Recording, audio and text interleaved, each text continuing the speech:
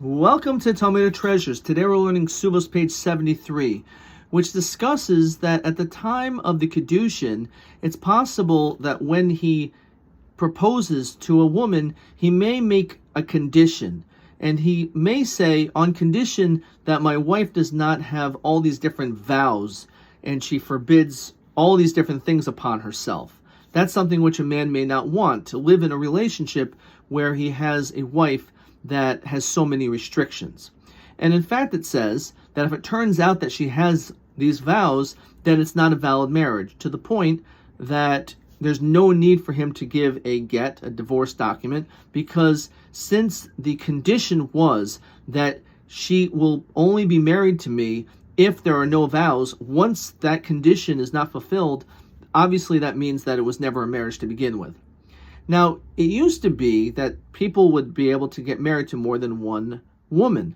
Now, the Talmud poses an interesting question. What happens if he makes this strict requirement regarding only his first wife? And he says to her, I'm only going to marry you on condition you have no vows. However, when he marries the second woman, he says nothing. He doesn't make any conditions whatsoever.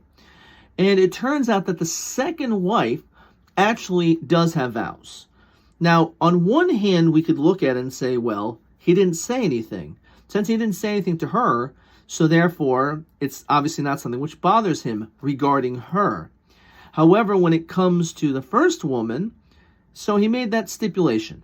Alternatively, the Talmud says, maybe we say that he really does care. We know he cares because he made he said that he doesn't want vows. Okay, he didn't mention it by the second woman, but the fact that he even mentioned it at all when he first married this first woman, obviously it's something which bothers him. And therefore it should also affect the second marriage, that it's not a valid marriage. So on this, the Talmud says, interestingly enough, the fact that he didn't say anything to the second one actually may mean that he doesn't care.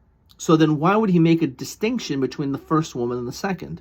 So maybe when it came to the first woman, which obviously he's marrying both of them, so he cares and loves both of them, but perhaps he has not as strong of a connection or emotional bond. And therefore, because of that, he says, listen, it has to be that there's no I have all these conditions. However, the second woman, which he may have such a strong emotional bond with, he may very well overlook some of her flaws, that even if she has vows, maybe he's not going to care. So the fact that he said nothing regarding to her may actually mean that they are married, because maybe it shows that he just doesn't want to put any conditions. So this is obviously very complex, but we see from here in general, when it comes to relationships, when we get married, nobody's perfect. If you wait for the person who is absolutely perfect to come along before you marry them, you're going to be waiting a very long time. And there's some people that are going to put this condition: the guy has to be 6 feet tall, he has to have all these different things going for him, and also the man may have all these different things as well. And it may very well turn out, not just physical characteristics, but you have all these expectations that you build up.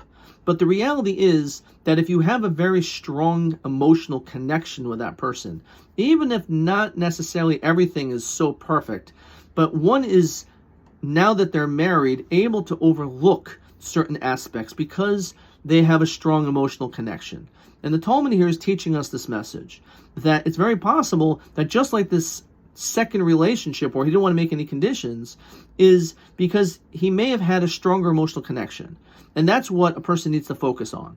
Instead of making conditions continuously and without all of these different checklists, and that they have to have all these different things going for them, instead a person could sometimes overlook those things and look at the positive qualities of a mate, and by doing so, perhaps they'll be able to live a much happier life, not focusing on the negative, but focusing on all the positive qualities of their spouse.